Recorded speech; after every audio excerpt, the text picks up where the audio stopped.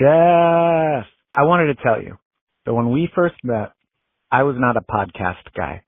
I didn't listen to podcasts. Like, who has time for that, right? But now, after I started listening to your podcast, I'm a podcast guy. I have 3 podcasts I listen to religiously, and yours is at the top of the list. Just wanted to let you know. You changed my life. Love you, brother. This is episode 43 of onefjef.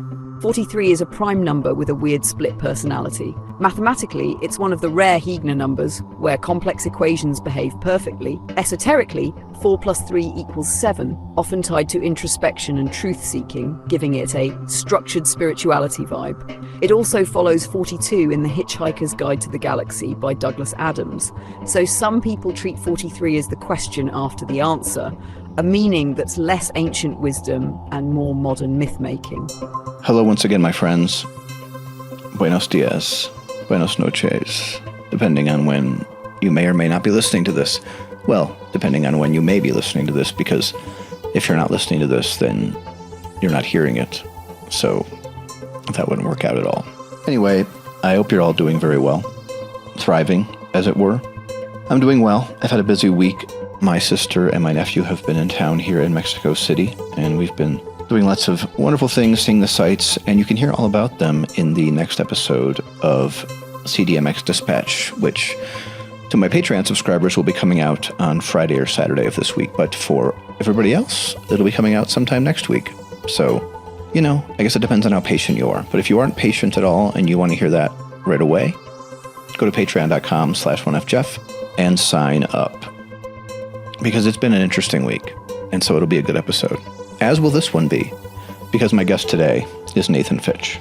Nathan Fitch is a Brooklyn-based filmmaker and visual journalist whose work has appeared in The New Yorker, The New York Times, Time, and NPR. He is best known for his feature documentary Island Soldier, which follows Micronesian soldiers serving in the US military and aired on PBS in 2018. His short film Drawing Life, a partly animated portrait of New Yorker cartoonist George Booth, was released by the magazine in 2022. Fitch is a member of the Brooklyn Filmmakers Collective and teaches film at the New School. Nathan is a super interesting human being who I had the pleasure of meeting in the Brooklyn Filmmakers Collective back when I lived in Brooklyn, New York. He had this very interesting Instagram project for a while, back when Instagram was kind of an early thing before it became kind of a toxic wasteland that it is today. He had a really interesting project on there called Stranger Selfie Project. Nathan's a very talented photographer as well as documentarian, and he was doing these photos in which he would be reflected in a window. You'd see his face, but also a stranger in the background or foreground or whatever it was. Stranger Selfie Project. You can look it up. I was honored, I remember, to be included in one of his stranger selfie pictures, even though I wasn't necessarily a stranger to him at that point. The term stranger, I guess, was used loosely. And his film work has always been compelling to me, mostly because of the subject matter and the way he approaches the subject matter. He dives right in, particularly the project we talk about the most in this episode, which is this project he did in Micronesia called Island Soldier, which, if you get a chance, I'm not sure if it's available streaming somewhere. I think it might be, I'm not sure. If you get a chance, though, make sure you check it out because it's really compelling and unique and all the things. I will put a link to his website in the show notes where you can click and see as much of his work as you choose. And it was great to reconnect with Nathan. I had not talked to him for probably 5 or 6 or 7 years, I suppose. And when I was thinking about guests for the podcast, I thought, Nathan would be an interesting person to have on this podcast because he's had a very interesting life and a very interesting career. And I think that you will find it just as interesting as I do. Whether you're a filmmaker or just a person who's interested in interesting people, which I think most of you are. So, as always, thank you for listening. Thank you for being here. Here is my conversation with Nathan Fitch. Nathan, how have you been? Jeff, I've been well. Kind of. I don't know. I mean, the world's a mess, right? Things are going just fine. Things are going just fine. Yeah. We've entered a different reality, I believe. I'm in my office for my day job, and half the building is like heated and the other half is like freezing. So luckily, like I'm on the heated side. So it's congrats. Very cold in New York, but yeah, like there's a nice warm draft. And the people on the other side had to like buy their own like space heater because it's so cold. Oh, well, you lucked out. Yeah. And you're teaching at a school now, is that right? I am. I just finished the semester teaching two production classes at the new school. Oh, nice. What kind of stuff do you teach at the school? So I taught two new classes this semester, which I don't know how much formal teaching experience you have, Jeff. I did it one time. I taught one class, a film class during COVID, and it was not, I mean, adjunct, you don't get paid very much money, at least here in Columbus anyway. And the experience was entirely without support. I had no idea, and they gave me no curriculum or anything. They just kind of said, do what you need to do. And I was like, okay. It's a lot of work to make a new class. So I taught two new classes. One class was called Screen Foundations, which we kind of would do 2 weeks of like, here's how a camera works. Here's what the ISO and the shutter speed and the f-stop all mean. And then we do 2 weeks of editing. So it'd be kind of like, there was one exercise where we went out to the park and did like a 2-camera interview with someone in Union Square, which is right by where we meet. And then the next week I would teach them how to sync it up and how to cut from, do multi-camera. So that's one class. And then the second class was on the visual aesthetics of skateboarding, which was that's cool. Fun. Yeah. That's cool. So it was kind of like how that half the class were skaters, but the other half weren't. And so like, you didn't have to make like skate videos, but you had to like think about like fisheye lens and like different formats and kind of like what that aesthetic even is and how it's been kind of adapted by cinema. Yeah. And that's how you got started doing filmmaking, isn't it? Doing skateboarding videos? Exactly. So Right. So it also kind of like teach what you know, I suppose, right? Yeah. We made sort of as a final product, everyone made a part, like a skate video. Did you ever skate, Jeff? A little bit. Like when I was a teenager, that movie, Back to the Future, it was a small little film people have heard of. That came out, and that, of course, increased people's interest in skateboarding quite a bit. So I ended up actually getting the skateboard that he used in that movie. But I would never have considered myself a good skater. I was more of a BMX biking guy, but even that, never really was like all in. Yeah. I only asked because, the format of these skate videos is like, you would make a skate video for a team. So we kind of imagined that our class was like a skate company or something. We were producing like a collective video. So each person would make a part, and then I compiled them all into one piece. It's interesting how much skateboarding videos have influenced filmmaking now. Like a lot of filmmakers have come from like skateboarding video backgrounds. No, absolutely. I mean, so we had a lot of like skater guests, come to the class. Like Tony Hawk came. Oh, no kidding. And like skateboarding, like filmmaking, and like a lot of things has had a lot of like ups and downs over the last 30 years. Sure. And so there's a moment where, early on at like 17, he was like buying houses, and then like everything crashed, and like he wasn't making as much money from skateboarding. So he became a freelance editor, to make ends meet. Makes me a little sad, actually, to know that Tony Hawk still couldn't support himself from skating his whole life. He's good now. This is probably like 30 years ago. There was good. The blip. Okay. All right. He's good. How did you get him in your class? I did a piece. I pitched the New Yorker, where I used to work, to do a piece when skateboarding went to the Olympics in Tokyo for the first time. So I met him filming that like in, I think, January 2020, before everything like shut down, and then just kind of kept in touch with him. Oh, wow. That's cool. He's like the only skateboarder that I can probably name. So well done. Yeah.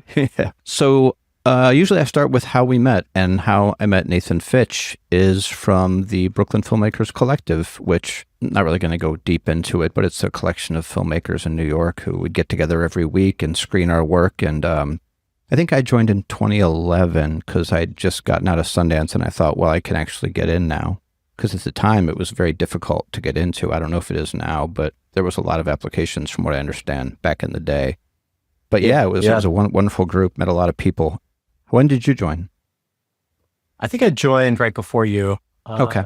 So maybe 2010. And I think it's interesting because there's like new people here who come and like are immediately very like talkative and like share their opinions. And I feel like I didn't talk for a couple of years, partly because I was intimidated by like people like you. Yeah.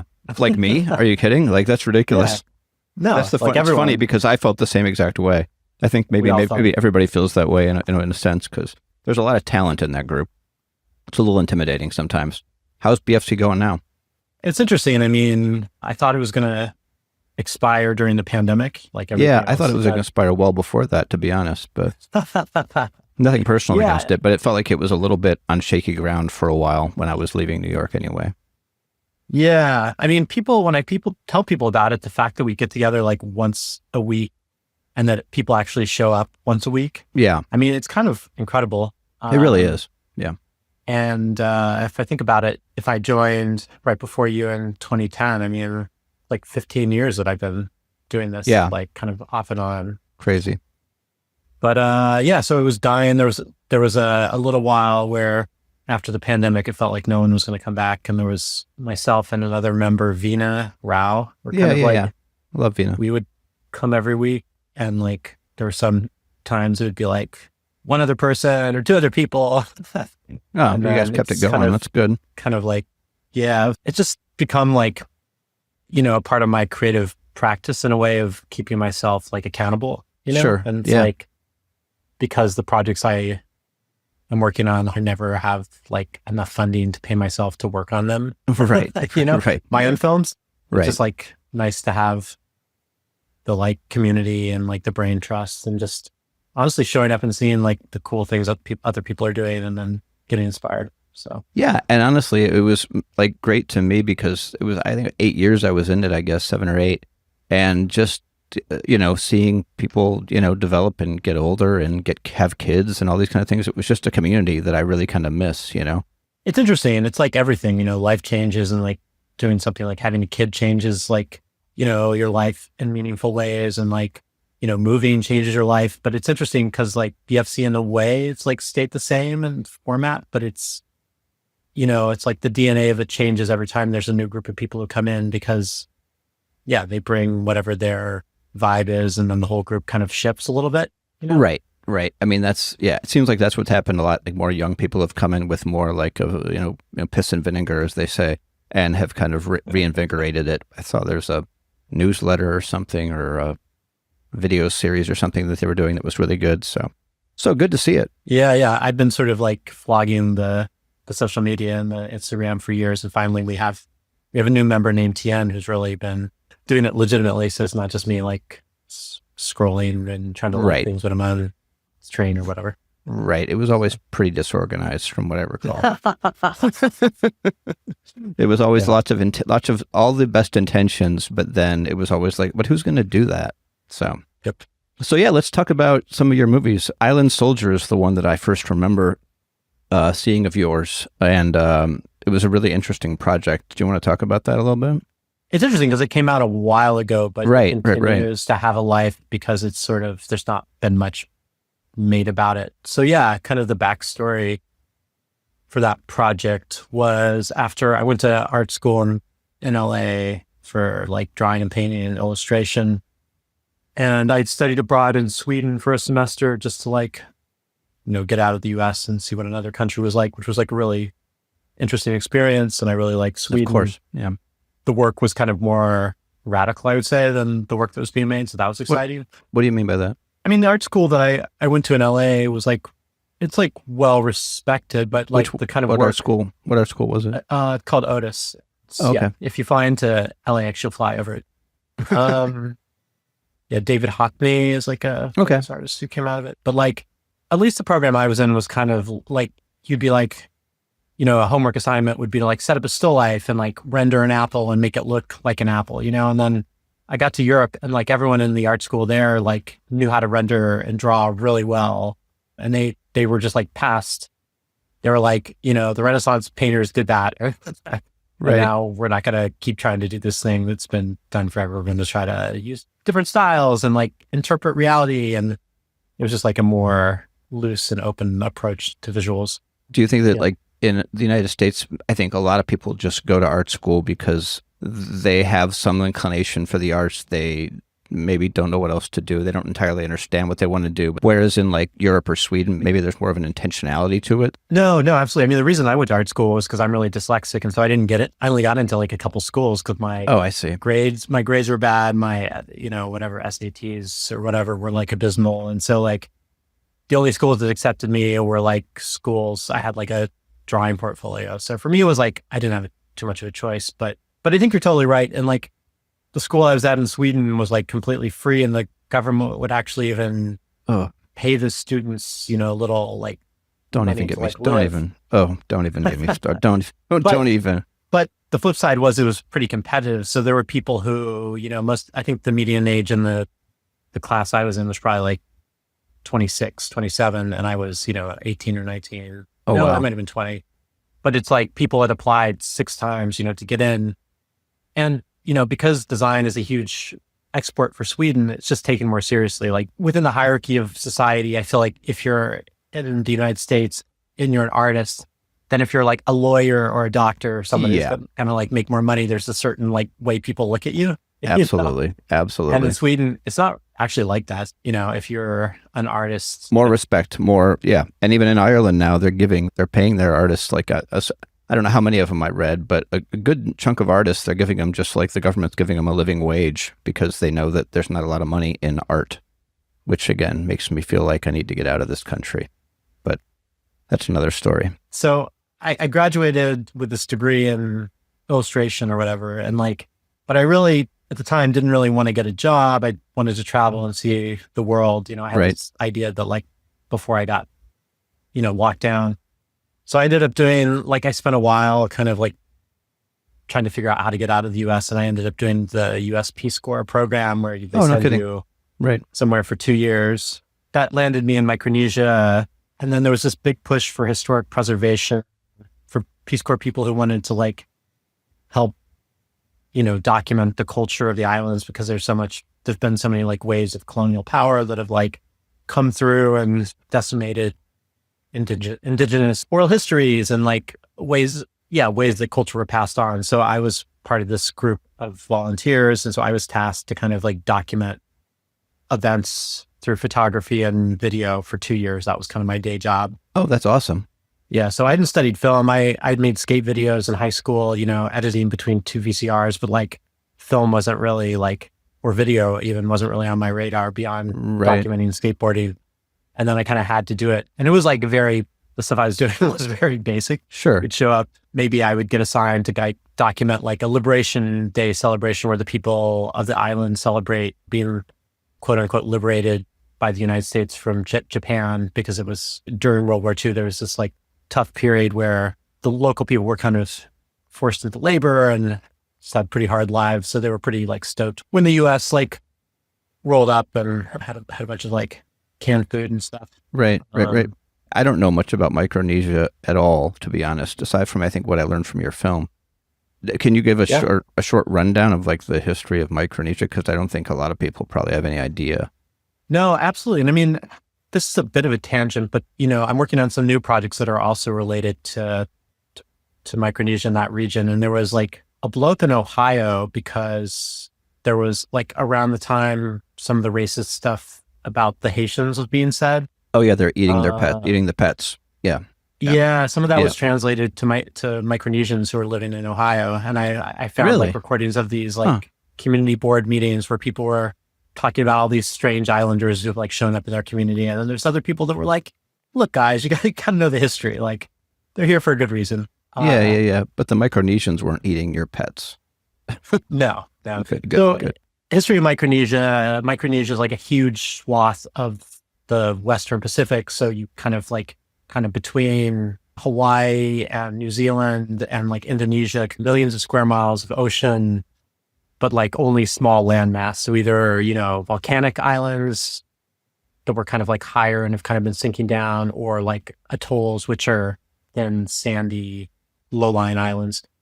So, they've been colonized. They've had colonial waves for a long time. Micronesia has been kind of broken up into different countries. So there's the Federated States of Micronesia where I was, Palau, and the Marshall Islands, which is where I'm working now. Different islands were discovered by different people, but it was Spanish, then the Germans, then the Japanese, and then the US came after World War II, and all 3 countries became independent, but they're connected to the US with this thing called a Compact of Free Association, where essentially the US benefits a lot from having military control of this huge and strategically important part of the Pacific, for military bases, for denial rights so other countries can't come in. Right. And in exchange, the US gives the islands some financial resources because their economies are very small, and people from those islands can work and live legally in the U.S. without a green card, and also serve in the U.S. military without being a citizen. So while I was doing the Peace Corps, I was doing, a bunch of different projects in addition to this documentary role. And one of the projects was I was working with a group of young artists, painting murals, mostly young men, just because like within the culture, like it's like young men and women aren't really, I mean, I'm not young anymore, but Right. You're not supposed to like hang out with young women if you're not trying to get married. Right. So I got to be friends with all these young guys, and then they were just like leaving. Like a recruiter from the U.S. military would come, and at the time, I think they would pay them like $18,000 a year to like go fight in Iraq and Afghanistan or wherever we needed them. And they did it for the money, because it's good money for them. Yeah, I mean, I think at the time the governor of the island that I was living on, which is called Koshrai, made $20,000 a year. So you could be 18 years old and come out of, high school and make as $2,000 less than, this high paid The governor. official. Yeah. It's Yeah. crazy. Yeah. And you're also, within their culture, it's like anything you do is not just for yourself. Like if you go out fishing, you're going to feed your extended family. If you get a good catch, you're going to feed your neighbors. And so these young people, mostly young people going off to serve in the military, it's like they're sending home money to like support a lot of people. So it's not like they're putting that money away for themselves. It's more of like a community-oriented society. Which we lost in America is what they have there. Yeah. Yeah. So I was like, this is kind of wild that these young people, I come from a military family. Like my dad went to school on the GI Bill. Both my grandfathers fought in World War II. And so I sort of had this idea that like military service might be, I don't know. I kind of grew up with a romantic view of it. I was like, is it some kind of like coming of age thing? Like, I don't really want to hurt anyone. But Was your dad in Vietnam? He got sent to Europe. He kind of lucked out. Oh, okay. Yeah. So he didn't see too much. But yeah, I think the Peace Corps was kind of my version of that, my much safer version. And then I like show up in this place and I'm supposed to be helping this like pretty low income, community, like build infrastructure and with education. And they're going to have to fight these wars that like people like me, like Americans with some level of privilege don't want to like, of course. Yeah. fight. And then I felt kind of guilty. I was like, these people, they're not even citizens. This isn't even their country. Like, and why, you know what I mean? It's complicated because, they're getting paid though, but it is complicated. But you wonder if they realize there's New York in the background. You wonder if they necessarily as young kids realize what this involves actually, that they could die. There's a fine line. Yeah. No, and I think you're right. And I think there's I think one thing I had to like separate when I was making this film, Island Soldier, was my own like politics. I think as a documentary filmmaker, you have to have a perspective and like something you're trying to say, you can't just like walk out. You can just walk out and point a camera and try to capture life like unfolding, but it would take a million years to edit and like it might not. Right. So you're always manipulating things. But yeah, for this community, I felt like it's people who don't get their voices like amplified through film very often. And, they were really proud of their service and kind of like this feeling. I think there was a sense that like the US has supported their islands and this was almost like a little bit of a payback. Definitely for the older generation, this feeling that the US has like helped them out sort of in their time of challenges during World War II. And now they're kind of like repaying the favor. Sure. So what exactly was, for people who haven't seen it, what was your Island Soldier about? It's a feature-length documentary that kind of intertwines different family stories of military service. So it kind of opens with the funeral of a, spoiler alert, opens with a funeral of a soldier who's been killed. Well, it's the beginning, so it's not like you're spoiling the end of the film. Yeah, it's in the trailer if you would Google it. Right. And then it kind of looks at like why these people serve and like, the challenge of trying to get benefits. Part of what the inequity of it is like after serving, like some of the people I had interviewed done like 6 deployments to war zones, so you come back with a certain level of trauma. And then if you want to go home, which a lot of these service members, that was kind of the dream, right? Go away, work, make some money, and then go home and like enjoy your islands. But if you come back with like amputated limbs or like severe PTSD to a place with like, without infrastructure, without like a hospital with real facilities, life is really challenging. So that was kind of the question that the film was looking into is, if we're going to send our recruiters to these far-flung islands and recruit, part of the story that got me interested in the beginning was that they serve at much higher rates per capita than U.S. citizens. And part of that has to do with like a small community versus like a huge country. But right. I mean, it also raises questions of like the military in general, because I feel like a lot of soldiers coming back to the United States who are United States citizens who are getting treated terribly and not getting the care that they deserve, which is crazy to me.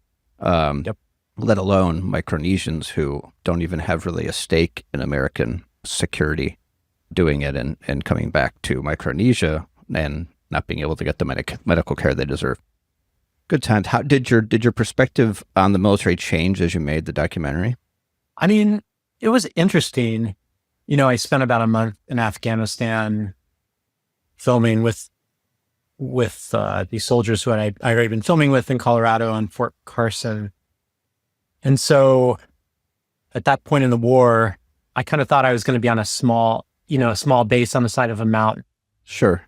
With like firefights or something like that. And like the war had I think by the time I got over there, it was like 2012 or 2013. So it was a while ago.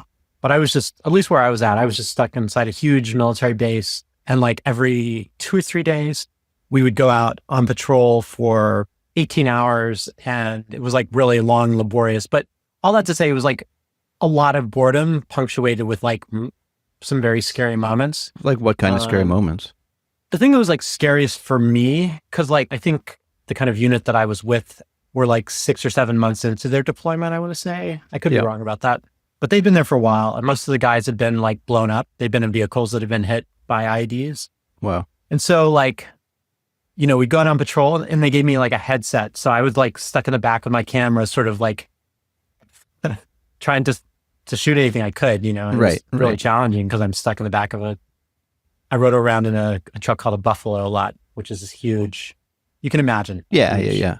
Were you scared? Yeah. I mean, I worked really hard to get there. So I was kind of excited. It was kind of a mixture, right? Of fear and like excitement and just being like, oh, I'm finally doing this thing that I've wanted, I've been trying to do. Cause I felt like for the filmmaking, like I'd spent enough time in the islands that I had that sort of, the islands are incredibly beautiful and lush and green. And I felt like I needed to have the place these people are going and that visual juxtaposition of like the desert and like the dark place. Yeah. So I was like, kind of excited. I was like, but also scared. But the thing that like was really scary is like when I was listening to these conversations, because a lot of the time, the guys, like most of the soldiers that I was from the unit that I spent the most time with were not very political, Like they talked a lot about sports. They talked a lot about it was a lot of boredom and a lot of just sort of like shooting the shit, like trying to get through your 18-hour driving around But when the soldiers, like when I could hear their fear in their voices, like what would happen is we'd be sent to go down a road where they had been like blown up before, or like they knew that there was like the chance that something bad might happen. And I could like hear them talking about it and I could hear the nerves in their voice. Yeah. I was like, this probably isn't good. There's a couple times where they did things that they probably shouldn't have. They put me up in the turret, with like the machine gun. Oh, wow. Wow. I can't imagine. Yeah. Yeah. They're like, they kind of adopted me, I liked most of the people, that most of the people were like, sure, decent people that joined the military is like the best option. And, some of them had really harsh family stories. And how long were you there? I was about a month. Yeah. So okay. Not too long. Wow. That's an amazing experience though. I mean, Jesus, not a lot of people can say that they spent a month in Afghanistan during that magical war. Yeah. But it's interesting. I mean, the last 2 summers I've been back in the islands filming in the Marshall Islands for some new projects I'm working on. People have different views on climate change. Like my parents are both geologists, so they study like they've devoted their lives to like looking at the earth. And I remember talking to my mom about climate change like a long time ago. And she's like, it's natural. The climate just like goes up and down. It's just kind of how things work. And I was like kind of surprised that was her stance. And then talking to them now about it, they travel like a fair amount and they were just like, in Antarctica. And like in their mind, there's no question that things are really rapidly changing, you know, with especially the melting. So it's really interesting to be in these islands in the Pacific because they're, you know, the Marshall Islands at the highest is like 7 to 10 feet above sea level. Right. Like one of the islands that I was filming on this last summer, like I was there the summer before, and in the year since, one of the beaches has become a seawall. Like right. shipped these rocks from like Dubai to kind of protect their island because it was pretty dramatic. There was this graveyard that was near the ocean, and the headstones were just washing. There'd been a huge, you know, king tide, and the graveyard was just getting swallowed by the sea. So, I mean, you know, maybe it won't be there in 100 years. Good Lord. I think the estimate is like, it may not be livable in like 2050. So, wow. Yeah. Fun times. But your Island Soldier film did quite well. I played a bunch of festivals. The world premiere was full frame, and then it was like hot dogs in Canada. And yeah, it's interesting when you make something and it continues to have a life like well after. Yeah. Like the community college in Palau emailed me like 2 weeks ago, and they're like, can we get a copy of this for a class we're teaching? And like, you know, and there's those things that are kind of obscure to specific to the region, but then there's, university requests and different things that come up. So it's kind of interesting to see like the long life that like these projects. When did you make it? I think it premiered in festivals in like 2017, and then it was on PBS in 2018. So long time ago. And on the business side of things, have you made money on this film? I mean, it was funded by PBS.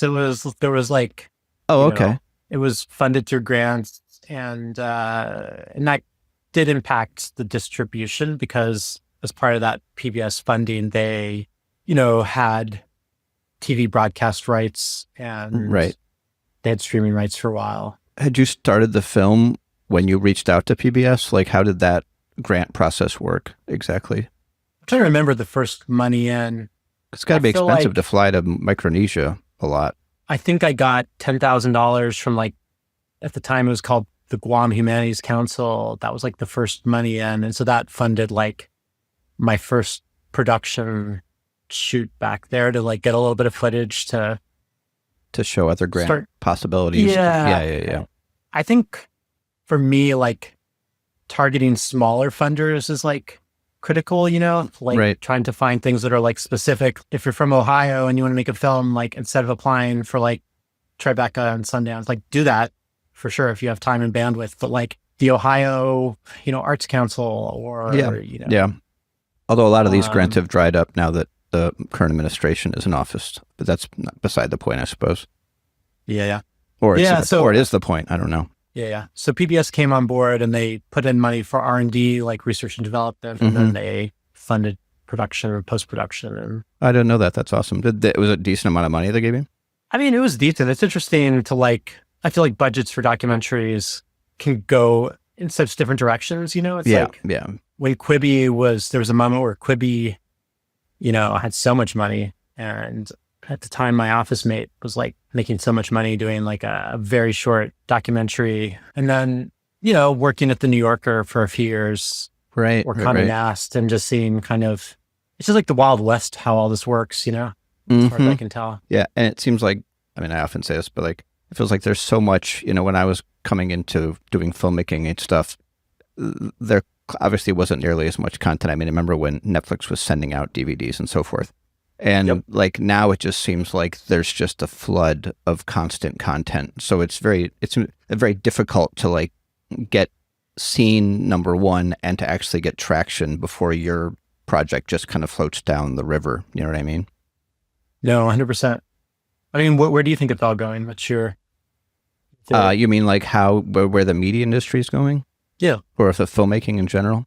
Yeah. I don't know. I do think that movie theaters are going to become very scarce in the next 50 years. I think that's kind of inevitable, and that's unfortunate. I think there'll still be indie theaters, but I think that it's really moving towards a place of, you look at the acquisition thing with Netflix and all that, it's all just trying to make it more, you watch it at home, and then you can look at your phone all the time when you're watching it, so you're not actually focused on the film. And I don't know. I mean, I was talking to Alex about his after Tribeca. I was talking to Alex Malice, who's another BFC person. I talked to him on this pod about, I don't know, 3-4 months ago about his Tribeca film, which is a great film, but he was like, yeah, distribution and all that, it's basically like almost impossible without any stars, even if you get into big festivals at this point. Yeah, it's really unfortunate. I remember being in BFC and filmmakers had gotten their films into like, theaters and so forth, and were still looking for editing work, which just kind of made me say to myself, like, you really have to love the work itself, right, to want to do it, as opposed to looking for any kind of a financial. But instead of you're doing it for the money, it's probably not the thing to do. It's probably you have to do it because you love it, and then if the money comes, hooray, right?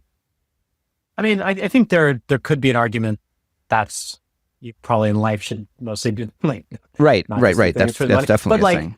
But yeah, it's interesting. We started out this conversation talking about teaching and like these different, the skateboard class and kind of the ups and downs of skateboarding as an industry. And I do think like there's people in BFC who a few years ago were selling their films for a lot of money. Like, I guess I feel like things are bleak right now for sure. Will they improve for the next couple of years? I mean, who knows? I don't have a crystal ball. It doesn't seem good, like in the moment. But like, I don't think I could teach if I didn't think it's possible to like make it. And I don't even know what make whatever. What does that even mean? Right. Like, what does it even mean? Like, I kind of feel like being in New York and surviving and being able to like do something, in my model is partly teaching and then working on my own projects. And I think for me, that model has been pretty good. Right. Like I like working on other people's projects and freelancing. I find the model of like being around young people who are excited about film kind of inspiring, and it keeps me kind of like, and like, I feel like I learn every time I teach a class, Sure. Even when it's like something in theory, I know I'm like, and the students make really there's like some interesting work that gets made. And so that makes me think differently about my own process. Yeah. Of course I would be like, I'd love to have people throw money at me to like make what I want.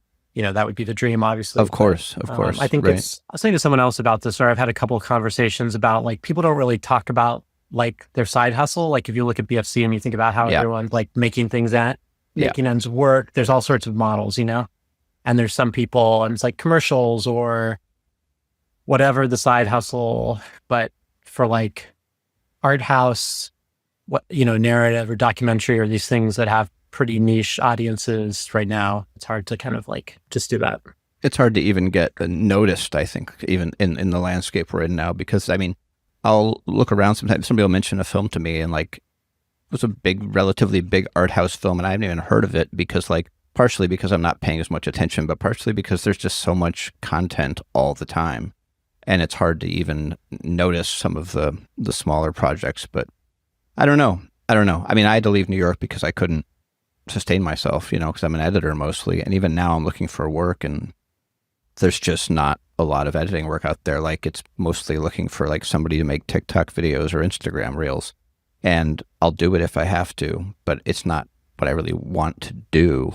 And even working like in Hollister, which is the job I moved here for, I was making videos to sell jeans to children, and it paid well, really good benefits, but was I creatively satisfied? No, it was kind of gross, to be honest. But you got to do what you got to do, I guess. I suppose the goal is to find a way to make money on your own terms, which is the real puzzle, right? Yeah, I mean, I think life is about compromise, right? Like, sure. Like my life in New York is predicated on having like an affordable apartment, in Green Point. Like, right. I think we pay a third of like the rent for like a place in our neighborhood, and like not spending that kind of money. Right. I think every time there's so much rejection in this space that we're in, Yeah. Like, it's like along with my office mate, Adam Golfer, and Danya and a couple other people, I just got like the NISCA grant for a project, and it's not that much money, but it's just like a little bump of like affirmation that something you're doing is worthwhile, or sure. I don't know. I mean, yeah. From my perspective, Nathan, you've been a very successful filmmaker. Like, you made like the George Booth thing, which I loved. Yeah, thank you so much. Like there's a bunch of projects that you've made that I've really liked. So like it's hard to, I always say that it's hard to see the, the label when you're inside the jar. But, from an outside perspective, like you've made it work. Always been impressed. Tell me about the new thing that you got the grant for. Yeah, no, and I would reciprocate. I'm a big fan of your work. I love, some of the narrative stuff and like the web series you were doing. Right, haven't made anything since the adults thing, because that was a hard one. And it's very, the thing with filmmaking is, especially narrative, because I'm not really a documentary person, but, it's so, it's like one of the hardest artistic things to do because you need so many people and so much money. I wish I could just be a painter or something. You know what I mean? Who knows? Maybe I'll make something again someday. For sure. And I think, with documentary, you kind of can. The documentary I'm working on right now, it's like mostly me with a camera, Right. And right. part of that's like, my trip to the Marshall Islands last summer was probably like $5,000 just travel and hotels and food for me, and like, and that's not paying myself at all. So it's like, if I bring someone else, then it's 5,000 plus whatever rent day rate. But yeah, I'm working on a bunch of different projects, which is, I don't know how you feel about this creatively, but I think during the pandemic, I felt so much anxiety. And so I kind of channeled that into just being like, I need to be doing a million things and have a bunch of little ideas percolating. And like, and I think the kind of problem with that is like, you never finish anything because you're kind of like, right. But at least we're using the time, to at least think about creative projects. I don't think I did a lot of that. I was trying to learn more piano and stuff like that. Good for you, man. That's probably like more healthy. I mean, I don't know. I mean, I did play a lot of video games too, so. I'm going to Finland next week. My partner is from Scandinavia. And so I've been shooting like mostly like on 16 millimeter. We go every summer and I'm kind of shooting like a more experimental film about kind of like, it's a little hard to explain, but it doesn't really get dark there in the summer because it's so far north. Right. And I've just been kind of shooting this thing about how that impacts dreams. I don't know, just, I feel like a lot of what I've done has been like kind of social justice-ish or something. And I just feel like choosing projects or trying to do projects where I learn something new or try to do something new is like kind of probably good for me. Yeah. And like I hadn't shot a lot on film and like, it's a little embarrassing. Like the school gives me, I get like a research assistant to like help me with my projects. Oh, that's nice. Yeah. I had the student like looking through the stuff I shot last summer and it's like, I don't know, I don't shoot. Right. I don't shoot on a Bolex that much and my light meter wasn't working correctly. Right, so, it's like film, like there's something beautiful. Have you shot much on film? Yeah, when I was in film school, I took a class and got to actually shoot on film on a Bolex and actually edited it on a flatbed, which, good Lord almighty, when you do that once, you're like, thank goodness we don't have to do this anymore, because that really, just even organizationally, it's very, very, it was a lot for me. You've got all these hooks and you got to know, you label every single piece of film and you just can't think about editing the same way at all. But yeah, it was fun. I did all the bleach the film and drew on it and all that experimental kind of stuff that you do when you're in film school. It was fun. Yeah. But also expensive. So, yeah. Also expensive. And yeah.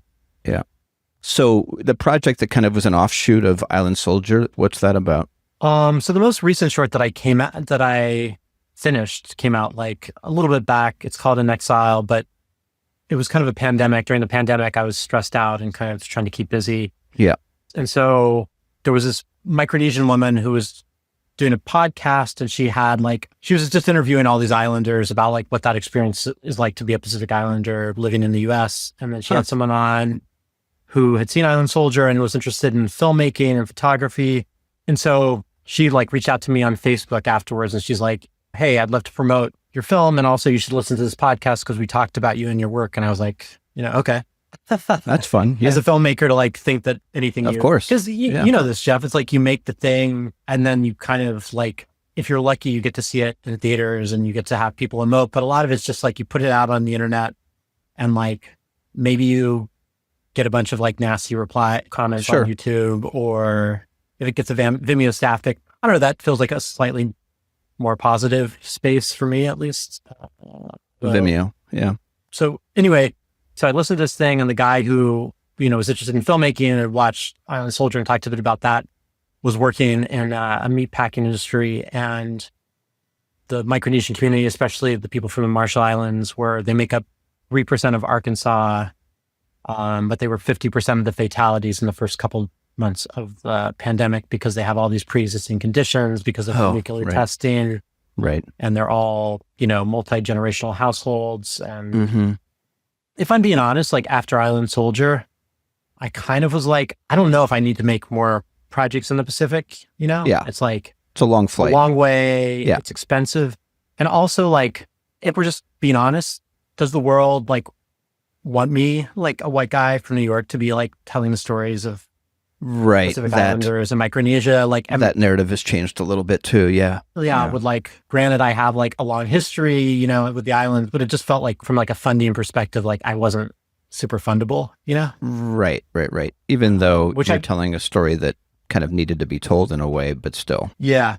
So it wasn't like I was looking to do the next thing, but that woman who ran the podcast was really great. Her name is Angela Edward, and she was a social worker, and like we just started talking, and then so we ended up getting some money from the folks who'd funded Island Soldier, and they funded a short that we had kind of pitched to go to Arkansas and film about this kind of diaspora community of Marshallese, and kind of about that nuclear history. So that short came out in, I think it was 2023, and like it premiered at the Hot Springs Film Festival in Arkansas. And then it had played at a bunch of festivals. All right. And it was sort of an interesting distribution thing because like short films, it's interesting, like short films in one hand, there's like no money for them, Yeah. I mean, what was the distribution for your Sundance film? Were you guys able to like sell it? No. No, never made any money off of anything that I've made. Yeah. Yeah. It's hard. Yeah. No. I mean, not that I expected to, but had some interesting experience. I mean, film festivals and stuff, that was always fun. So, I mean, you've made money as an editor, as a working filmmaker. Yeah. I mean, that was how I was supporting myself. I mean, the last 4.5 years I've been editing politics. So, yeah. Yeah. So I go back to like that question. Like, I would say success is like doing a job that's something that you like and is like related to like what you want to do, like, Sure. I feel like being a working editor is like being a working filmmaker, in my mind, that's making a living. And like, of course we live in a capitalist society where you have to some degree be part of that machine, Yeah. But anyway, it was sort of interesting. The budget for that short was $25,000, which, like It's a decent amount for a short. Yeah. it's decent. And then the thing that was like kind of nice in terms of distribution was at the first festival, it won an award. And so even though it was already funded by PBS, there was like a cash award on top of that for it to be broadcast on a different PBS station. So it was kind of astonishing. I was like, I can't believe there's like, there's a little bit of money for this. Crazy. Well done. Yeah. Well done. Yeah. I mean, that doesn't really happen. And there's been projects, like the Booth doc that I ended up, the New Yorker bought for so little. That project was a lot of work, But that was an amazing project. Do you want to talk about that real quick? Well, one thing that's funny is that I was actually at the New Yorker Cartoonist holiday party earlier this week in Brooklyn. And it's just like such a fun world to kind of get to drop into. Yeah. Yeah. I worked at the New Yorker / Condé Nast. I think I was technically working for Condé Nast, but they had me kind of embedded with the New Yorker as like it's a really unfortunate name. But I was a predator for a while. Wow. What does that mean, being the predator at the New Yorker magazine? Producer, editor.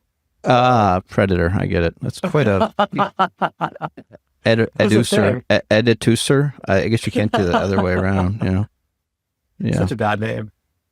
But yeah, so my beat when I was at the New Yorker was like the Cartoonist. So I would do like a weekly series called the Cartoon Lounge, which are always like really quick, and like I would do them with Bob Mankoff, who was like the head cartoon guy, editor. These are just short videos? Yeah, and they were kind of like, they weren't documentaries. They were like a personality-driven like YouTube show, Right. Social stuff. Yeah. but I met George, this cartoonist. How did I meet him? I met him at David Remnick's apartment. They had a going away party for Bob Mankoff, this cartoon editor. As I was leaving the New Yorker, I got invited to this thing, which was like, the New Yorker is a magazine that really cares about the written word and about journalism. It's legit.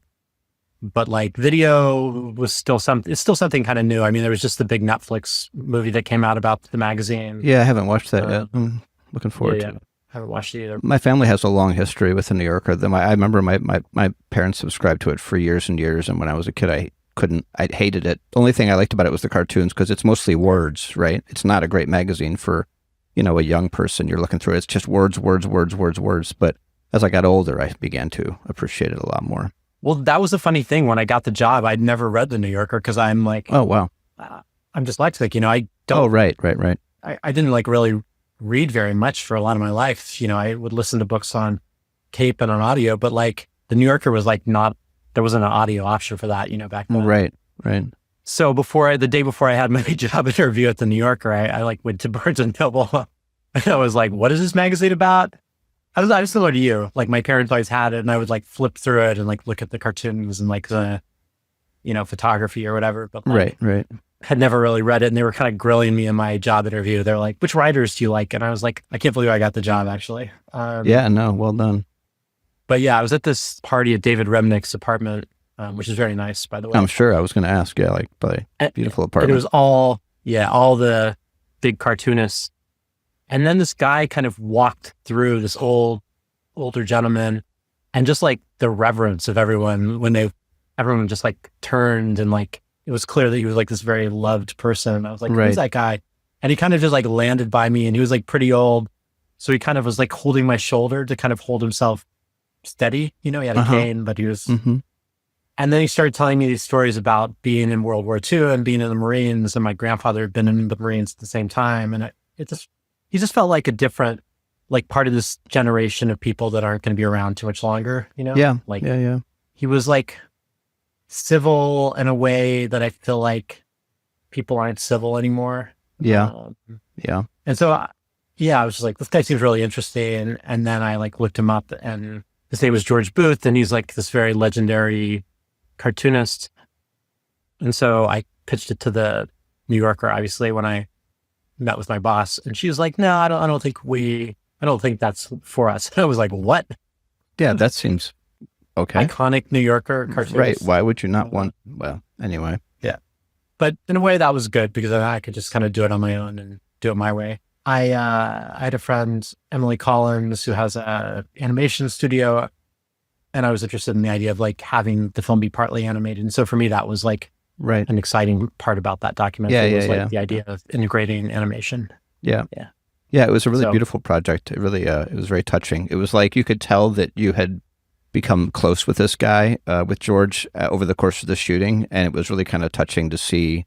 Yeah, I really enjoyed it. And I liked the merch that you gave with the Kickstarter campaign. I still have my tote bag. Do you?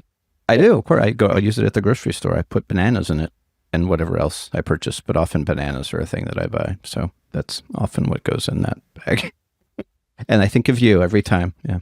I appreciate that. That's awesome. I just got an email or a message from someone who'd never got their Kickstarter reward. And I'm like, buddy, it's like too late. It's now been like, you had your chance. Yeah. We did a Kickstarter for adults that it did quite well. It was like a staff pick at the Kickstarter, whatever they call it there. And we raised a lot of money, but we were planning to do another season. So one of our rewards was like, you can send us a picture and we'll put it in one of the next season's episodes. But we didn't end up doing the next season. And boy, this one woman was very not happy about the fact, because she had sent me the photo and everything. I think I still have it somewhere. And she kept getting like, I was like, I don't know what to tell you. We just don't have the money or the time to do another season, blah, blah, blah, blah, blah. But I mean, but then you look at Kickstarter and like a lot of people never get anything. I mean, they just, So filmmaking aside, Nathan, how's life? Life is good? Yeah. Life is, being a parent's like a thing. Yeah. How old's your daughter now? My daughter turned 7, maybe a week ago. And, wow. I'm kind of working on a project with her. That's so I've fun. kind of mentioned it a couple times that I'm like pretty dyslexic, and dyslexia is like genetic. And so she has like a 40% chance of having dyslexia. Sure. And so for the bigger film, I'm like interested in half the people incarcerated are illiterate and like some high percentage of them are dyslexic. And so that's kind of, for the bigger film, I'm trying to explore like how literacy and, you know, how that's kind of tied into like bigger societal questions of Right. class and privilege and race and all that stuff. Well, interestingly, South Korea, where I lived for a couple of years, like that's one of the most literate countries in the entire world. Like 99% of the population can read because it's a very simple alphabet, which I always thought was surprising to me. I mean, there's still poverty and so forth there, but most everybody can read. So that's something. That's so interesting. I mean, I could read Korean. You can learn to read Korean in like a couple days. Like it's really not, it's a very simple language to learn the characters, but it's the language that's the hard part. But I could read Korean when I left pretty easily. Mm-hmm. I can still kind of read Korean. Anyway. That's cool. Yeah. Wow. Yeah. Do you speak any other languages? I'm trying to learn Spanish now because I took French, unfortunately, in high school and college, and French is kind of useless. I wish I'd learned Spanish then, but I'm trying to learn Spanish now because thinking about trying to, you know, spend some time, maybe a year or so traveling, going to Mexico and Guatemala and so forth. So we'll see, but it's very hard to acquire a language when you're in your, like, as you get older, it becomes much harder to acquire another language because your brain doesn't work quite as well as it used to. But you know, learning a little bit. Don't tell me about it. I'm terrible with languages, and there are studies about that dyslexia makes learning new languages harder. But, sure. Like I know for myself, like I speak, you know, this Micronesian dialect from being there in the Peace Corps for 2 years. But I know that I would have to be immersed in it. There's no way I could like do Duolingo and like learn a language. Yeah. But I mean, it is, I would imagine, a more friendly world to dyslexics than it used to be because of all of like, they're doing all the news is now being put out as like audio. Another thing that's kind of interesting is there's like a lot of people who are like, have a lot of power and money who are dyslexic. And I'm like, maybe there's a way to fund this. Like I was listening to an interview with Gavin Newsom last week. He talked about being dyslexic, and I was listening to a podcast like yesterday about the CEO of the software company who's helping ICE deport people. Oh yeah, I heard that the Daily. Yeah. Did you hear that? The guy was like, I'm really dyslexic. And I was like, you know, there's some people like Keanu Reeves and it's a couple other high profile film people. Yeah, and I can't really think of a big doc that's really talked about dyslexia in a real profound way. I can't think of any big dyslexia documentaries. Yeah. So maybe you've got something there. Kind of famously dyslexic. Yeah. I think a lot of visual people maybe. Yeah, maybe. So so there's that project, and then I'm finishing up kind of a hybrid narrative film that I shot last summer in Arkansas. Got rejected from Sundance and South by, but the cut's not quite where it needs to be. Hopefully that's done sooner than later. Sundance is going to be in a different city now, and then Robert Redford's dead, so it's not nearly as exciting as it used to be. Yeah.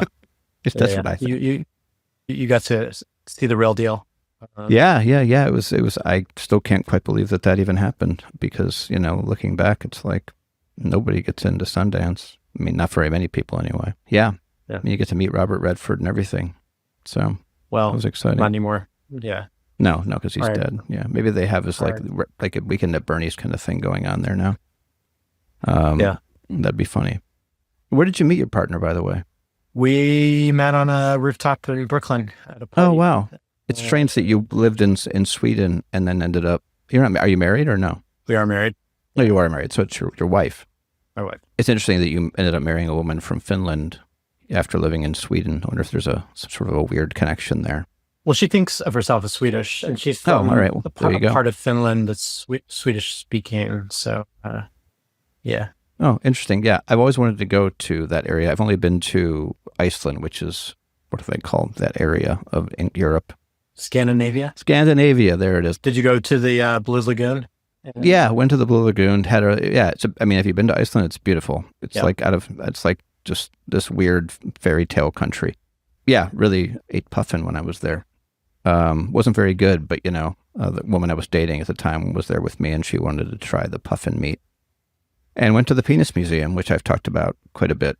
I don't know if you got to go to the Penis Museum, the phallic museum. It's quite a thing to see. There's the whale penis in there. Good Lord. large penis, the whale. Yeah. Sperm. Well, I mean, do you know about Midsummer? It's sort of a Yeah. I mean, you mean the festival? I mean, it's in the film too, right? But they dance around this like huge phallic penis, and like it's like a penis in like two circles, right, going into the earth. I didn't know that was real. Yeah. If you Google Midsummer, I mean, that's not what it is. It's like a tree, but that's like right. Really good pastries up there. That's what I recall. Yeah. The Danish thing, all that very flaky pastries. I don't know why I brought that up. I just thought of it because, good Lord, I've never had pastries like that in my life. But anyway. Okay. Yeah. Nathan, kind of a tangent here, but the last question that I usually ask everybody on the podcast here, it was just fairly unconnected with anything we've talked about, but what do you think happens when we die? It's an interesting question. I was on a plane, I was scouting that short film, so maybe 6 months ago, and the plane had to do an emergency landing in Ohio, actually. Oh, in Columbus, or where was it? Columbus, yeah. I was flying. When was this? What year was this? This was like last April. Oh, you should have given me a call. I could have. I should have. Yeah. Well, next time. It was interesting. Like, we were going from New York to Arkansas. It's a flight I've done a lot. This one felt kind of sketchy from the beginning. But yeah, like an hour and a half into it, they were like, the pilot got on the loudspeaker and they were like, the left engine is not functioning properly. We're going to have to do an emergency landing in Ohio. We'll be there in 10 minutes. Yeah. And I brought like a former student who's from that part of Arkansas to kind of help me on the project. Like, we were both pretty nervous, but I was kind of like trying to channel my nervousness into kind of soothing him, you know? I was right. That's helpful. You know, and so we flew for like another 10 or 15 minutes. And then the pilot goes back on and he's like, actually, it doesn't say for us to fly at this speed. We're going to have to slow down. We'll be in Ohio in 20 minutes. Okay. And that was like super sketchy. Yeah, I'd be like, just don't tell me. Just give it to yourself. Totally. And then we had like an air pocket and like, it got really bumpy and everyone was like, this is it. We're done. Yeah. And so like, I did have that thought and like, I texted my wife and I was like, you know, if I never see you again, you know, it's been real, been good. I'd like to think there's something beyond this, but I don't know. I kind of feel like this kind of spin around the earth. There's many spins or whatever, however long we get is kind of it, is my take right now. I'd like to, like, I do think there's, I guess in a general way, I'm like spiritual, but I don't see something beyond this for myself, or I don't know. All right. It's a good question though. Yeah. I mean, the answers are always very interesting. I've asked everybody and like, it's always this, you have a number of answers. I should make one podcast with just these answers because it'd be an interesting one. But although you might be the first one who actually just said, I think we just die. So congrats on that one. Yeah. Bleak, but like, hey, it's honest, you know, and it's probably, maybe it's true based on the evidence that I have at hand. That's what we have. But again, there's a lot of things that we don't understand about the universe that I feel like we're learning new things about consciousness and all these things. And I've also taken a lot of psychedelic drugs. So who knows, you know, I feel like who knows what could possibly happen. Is there anything that you want to promote before we wrap it up? Most of my stuff is on my website. If you wanted to put it up okay, there, we'll put that. I'll reach out. I'll put all that in the show notes. Keep an eye out. I think this new film called Yahweh, Hello, Goodbye, another one of these Pacific Island films, is going to hopefully be on the festival circuit before too long. And, you know, it's interesting. I was talking to my wife last night about AI because, like, there's this like furious chat going on, and like our kids, you know, there's a WhatsApp thing, and some of the parents are really like freaked out about the school using AI. Of course. But like, I do think I'm becoming like less productive and less, like, my brain is not working as well as it used to, and like it never worked that well, but like, just the kind of like attention suck of like social media and like this world we're living in. And so like something I would just advocate on for myself and maybe for others is just like try not to be on your phone or like on a screen, and just, for me, I want to stop listening, and it's ironic in a way, it's completely ironic, but I'm going to try and not listen to podcasts in January because like I feel I like do love that podcasts. So I do, but I feel like it's often just like distracting myself from thinking. You know what I mean? I do agree with that. I do agree. Kind of filling my head with content a lot of the time. And like, I feel like if I just listen to music more often or something so I can actually have time to think, and because I feel like this world is trying very hard to keep us from really sitting and thinking with ourselves instead of constantly being stimulated by something or another. And I think the endless scroll is really screwing up everybody's brains. Especially with everything going on in the world. I think there's like good reasons to be outraged and angry. And I think, the algorithm just gives me the reasons to constantly be in a state of despair. Yeah, but what good does your despair do you? It doesn't help, right? It does no good. It doesn't. And so I've really tried hard to, again, it probably comes a lot from me working in politics for 4 years, so seeing how the corruption and the grift and all that. But like, I have so many friends who are just so constantly kind of angry and frustrated and all this about, and I'm just like, none of these emotions do you any good. In fact, it's them winning, I feel like, right? Because you're not going to change anything with your anger, outrage, anxiety, whatever. You're just going to be feeling worse yourself. Go volunteer in your community. That's, I think, the best thing anybody can do at this point. If they really are outraged, then go help out in ways you can. No, 100%. I think that's totally right. And like, I was thinking about it, and like, maybe this is a kind of a way to kind of close the circle. But like, look at you. You're scripting the podcast. I listen to a lot of podcasts, but like, right. If I think back around about Island Soldier and like the Peace Corps, like I went there, and basically I could check my email like once or twice a week, and I'd get like a letter. I had a girlfriend at the time in New York, and my parents would send me a letter. But I had so much time, to like read, sit on the book, think. I was like so bored out of my mind. But it was like, I think it's good. I think that boredom like leads you to like interesting places. Absolutely. And I do wonder for a society when we never have to be bored. I could just watch skate videos on Instagram like for 24 hours a day and be completely happy. You know what I mean? Right. And never see the same video twice. I mean, it's insane. And never have a productive thought. I mean, that's like easy and fun and like, you know what I mean? But that exists for all of us. We just live in a world where that could be fed to you like so easily, and someone's profiting off of your time. So, but learning to really sit with yourself and be comfortable with yourself and your own, I mean, mindfulness and so forth is a big thing in my life, but I think that's incredibly important. And if more people did it, I think we'd be in a better world right now. But money is the god of the world. So it's very difficult to monetize that kind of thing. Yeah. But I just say a big thanks to you, Jeff. I mean, most importantly, it was just great to get to catch up with you. But yeah, I've always been a fan of your work, and I'm flattered to be on your podcast. Of course. Thank you for coming on. Thanks for making the time. Really appreciate it. Good luck with the projects. I'm excited to see them. Hope your daughter's doing well. Hope your wife is doing well. Yeah. Same to you. And come to New York. Let's hang out. If I ever get a job, I shall try. Cool. All right. Cool. Jeff, thanks so much. And that was Nathan Fitch, documentarian, photographer, all around great guy. Thank you again, Nathan, for taking the time to do this. I really do appreciate it. If you would like to see some of the work that we talked about in this episode and some that we didn't talk about, you can go to Nathan's website at nathan-fitch.com. That's F-I-T-C-H. You can also and should follow Nathan on Instagram at Nathan Fitch. That's at Nathan Fitch, one word. And you should follow the podcast on Instagram at onefjefpod. You can also email the podcast at onefjefpod@gmail.com. And you can always call the podcast and leave me a voicemail at 1-669-241-5882. That's 1-669-241-5882. Oof, that was not a good one. But, they can all be winners.